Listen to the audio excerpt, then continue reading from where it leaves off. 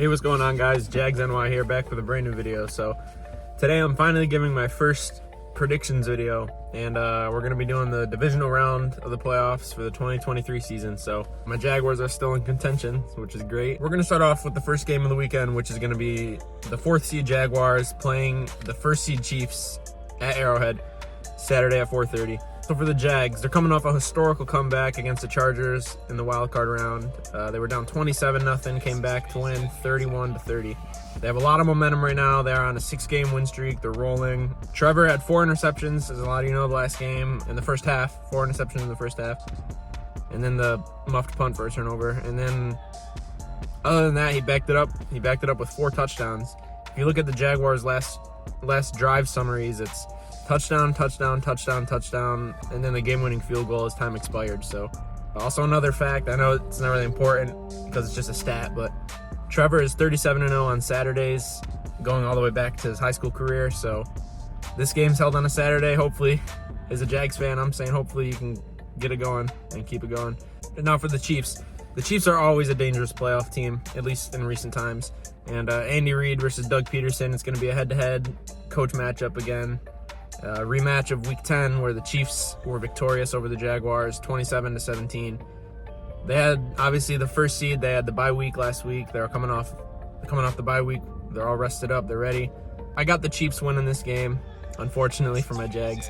I got them winning with the late game touchdown or something like that. I got the score 36-30. You know, I want the Jags obviously, but I think the Chiefs just have a better shot right now with where we're at and where everything stands. In order for the Jags to win this game, it is possible. Don't get me wrong. I'm not counting out my Jags. They can definitely win this game, but if they want to win, they're going to have to play pretty much perfect. You're not going to be able to get away with throwing 4 interceptions in the first half against this Chiefs team. It's not going to happen, I don't think. It's very unlikely to happen, I'll say. If it was going to happen to any team in the playoffs, unfortunately, sorry Chargers fans, it would be the Chargers. I know they're known for choking games in the playoffs, so not going to happen against the Chiefs. We're going to have to play perfect. We as the Jaguars, the Jaguars are going to have to play perfect. Eliminate all those interceptions, all that stuff. No turnovers if you can help it. But it's going to be tough, like I said. You look at the beginning of the year for each team. The Chiefs, they pretty much they have their eyes set on playoffs from Week 1. They're ready. They're going to fight to get into the playoffs. You look at the Jags, beginning of this year, no one really knew, even the Jags themselves. It was kind of a feeling out process. New coach, new players, everyone coming in. You don't really know how the games or how the season's going to turn out until you actually get going. So there's another reason I give the Chiefs a bit of an advantage here. Is I just think they're overall prepared for the playoffs a lot more than the Jaguars are right now. So moving on to the next AFC game, this one is going to be the 3rd seed Bengals against the 2nd seed Buffalo, Sunday at 3. It's a rematch of the Week 17 game where that scary incident with Damar Hamlin occurred. Again, thankful he's recovering and all right. That's amazing news there. But both teams are gonna have to try to play with a clear mind. I know it's gonna be on a lot of guys' minds. Hopefully they're able to, stay focused and play some playoff football. I know it's gonna be tough, but we're gonna say that they're gonna play with a clear mind and everything's gonna go smooth, just for the video's sake. So, assuming they all play their hardest and not be distracted, we're going to talk about the Bengals here. They're on a hot streak. They have eight wins in a row. I think it's tied for the longest winning streak in franchise history. Like 2 other times they got 8 wins in a row. From what I remember, Burrow got off to a hot start in the Week 17 game when these two teams faced off originally before everything got shut down. Last week in the wildcard round, the Bengals barely squeezed out a win against the divisional rivals in the Ravens. Actually, it was a 98-yard fumble return. For those that saw that was a pretty epic play. Was it Tyler Hubbard, something like that? Correct me if I'm wrong. He ran it back 98 yards. The Ravens were about to score and take the lead 17-10, but they fumbled it. The Bengals ran it back for a touchdown, and that ended up being the final score of the game, and they won 17-10. Now for the Bills, they're also a very good team. Don't get me wrong. They had a close game last week as well with another divisional rival in the Dolphins, and they were barely able to squeak out that one, 34-31. Josh Allen recently, don't get me wrong, he's still a top quarterback, but recently he's been kind of forcing it in. I feel like he's been going for big plays rather than taking what they give him, and it's been resulting in interceptions and turnovers. So in order to win this game, I think the Bills are going to have to eliminate those mistakes. So I'm going to take the Bengals 27-19. I like the Bills. Bills are my home team technically, but I'm going to take the Bengals.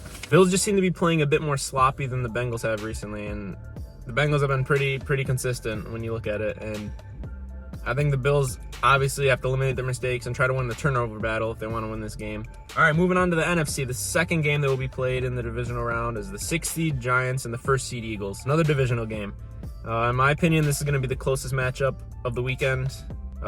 Eagles almost lost to the Giants, I think 3 weeks back, and they were playing their second or third string. The Giants were. So, and the Eagles were starting, but I think that was a Minshew. I could be wrong, correct me.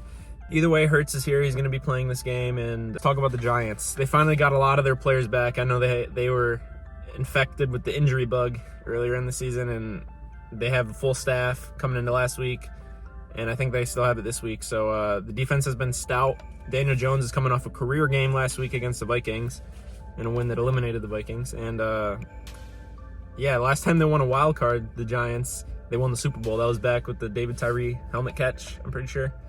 They're all playing very motivated, the Giants. The Giants organization, they're playing with heart, and you can see it. The Eagles, they're coming off the 1st seed bye, so they're rested. Hurts is back. But they had a bit of a sloppy end of the season, with the injuries to Hurts. I'm going to kind of blame it on that. But still a very good team. Daniel Jones has shown he could ball out in the playoffs. Compared to Jalen Hurts, his one playoff start, he has 1 touchdown and 2 interceptions. Granted, that was a different time. The Eagles are a different team now, but I think the Eagles are going to win this. I think it's going to be low scoring. I got the Eagles 17-13. I just feel like the Eagles are still going to be playing super confidently. They're not going to feel the pressure the same way the Giants are coming into this game, I don't think. And rather than saying I think they'd tie if they could, I'm gonna take the Eagles here. And then the final game of the weekend, we got the 5th seed Cowboys taking on the 2nd seed 49ers. Brock Purdy, man, he's been showing exactly what he's able to do. He can ball out. Mr. Irrelevant, drafted very last pick in the draft. And he's doing exactly what he has to do out there. He's kind of leaning on his team, but still showing he has the talent and decision-making, to carry his team kind of far in the playoffs. It's a fully functioning powerhouse team right now, the 49ers, and they're rolling off with lots of momentum. So as for the Cowboys, they've been a good team pretty much the entirety of the season. I know they had a bit of a quarterback injury thing going on. Cooper Rush had to step in a little bit, but obviously all that's behind us now. And this game, I think Micah Parsons is going to be a key factor into the Cowboys' success, as well as obviously the offense clicking. But on the defensive side, Micah Parsons has to keep pressure on Brock Purdy and kind of keep him nervous and just keep the pressure on him, Dak needs to play a tight game. He needs to not let himself or his team fall into a hole. I'm going to take the 49ers here, 31-24. They're just super strong right now. They're a very good team. However, if Dak plays a perfect game and Parsons keeps pressure on Purdy and keeps him nervous, the Cowboys could definitely get it done.